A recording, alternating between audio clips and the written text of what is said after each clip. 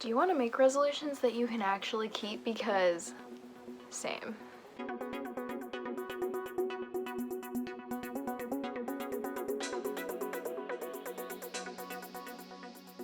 For the past couple of years, I've made resolutions that I definitely didn't keep, and looking back on them, I definitely was probably not going to keep them. What I wanted to do was make a list of things that were attainable and realistic, but still unique, and things that could work for me that could also work for other people. So I've generalized some New Year's resolutions that can be formulated for your lifestyle, where you're at in life. So I really hope that you can use these. And I don't want to repeat the same information. I don't want to just spit it back out. So please stay tuned to the video if you'd like to hear what they are.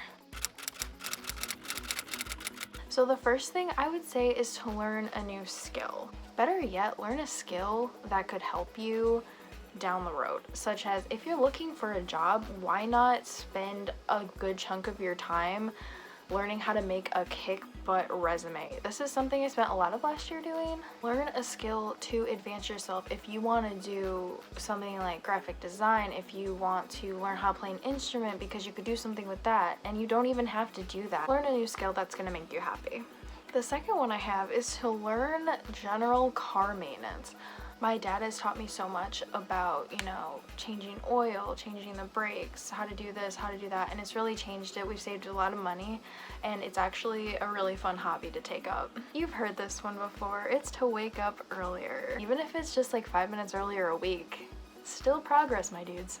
And the last one I have for overall wellness is to start choosing more eco-friendly options. Something I did at the very end of last year was only use metal straws for everything, and it's seriously changed my life. I love doing things that I know are good for the environment, and it just really boosts your morale.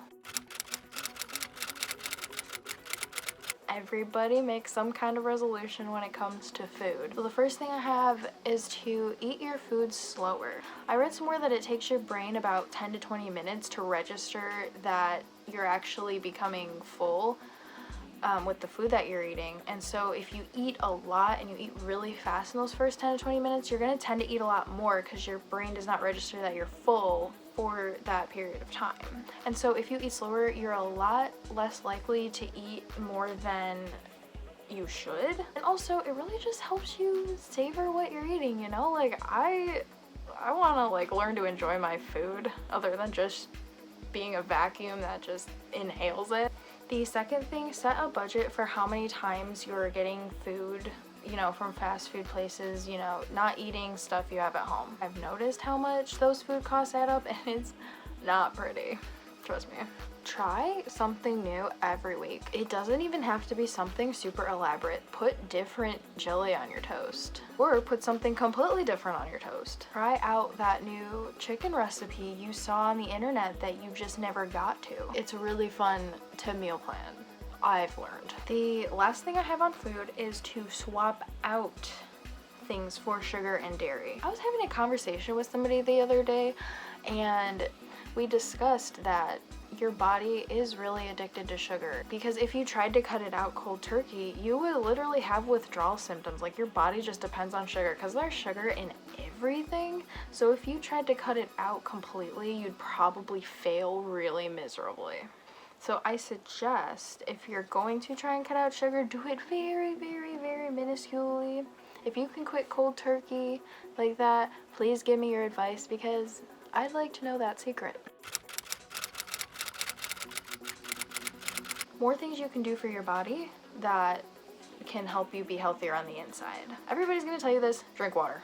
I don't care how much you drink. If it's more than you usually drink, you're doing some good. Take vitamins. I learned from blood tests and taking a couple quizzes online, I came to a conclusion on which vitamins my body needed.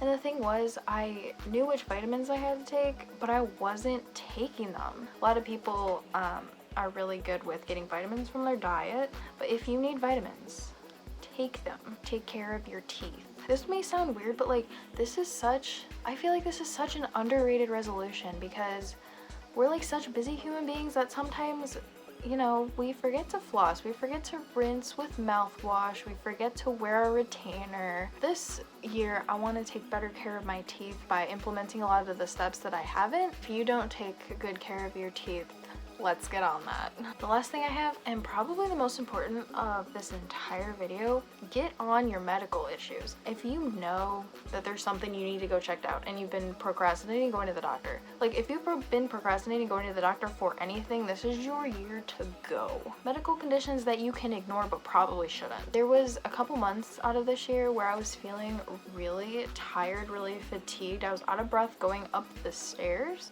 I mean, that probably happens to a lot of people, but it was like extreme windedness from doing the simplest tasks like tying my shoe, putting socks on, all that stuff. Finally got it checked out and I found out I was anemic. And to be honest, I haven't done anything about it yet. They told me to change my diet and take, certain supplements, and I haven't been yet. So this is the year we're actually going to try and take care of that. Now this is your sign to go get it checked out. Everybody talks about it, how to set exercise goals, how to have exercise resolutions, so I'm not going to say a lot about it. Besides, a good way to get started, just walk 10,000 steps a day. Somehow get 10,000 steps, and it's pretty motivating. If you see like 10,000 steps on your watch or your phone, it's like pretty motivating to know you did something right. And so if you want to start and don't know where, start with 10,000 steps. And the second thing with this is have a very consistent approach to it, because if you have the mindset that, oh, I missed a day, so I'm just going to start next week, you're going to keep doing that the entire year. And trust me, I was doing that for the entirety of 2020. And so if you keep consistent, if you have a consistent mindset at the beginning, most likely whatever you're doing, you're going to make progress, because as long as you're doing something to advance your goals and what you have set for yourself, that's really good. That's the start of change in your life. We want to save money. We really do. So I want to tell you, sleep on it. Sleep on it. Sleep on it. If you want something that you don't necessarily need, don't buy it in 5 minutes. Don't buy it in 10 minutes. Don't buy it in 2 hours. Buy it in 24 hours. The second thing is, if you're wondering how to stretch your savings, there's a lot of things out there to explain how to do that. But my number one tip is to strive to save more money every month than you did the previous month. So if you saved even $5 last month, strive to save $6 the next month. Any amount. You can increment it however you want, just save more than you did the previous month.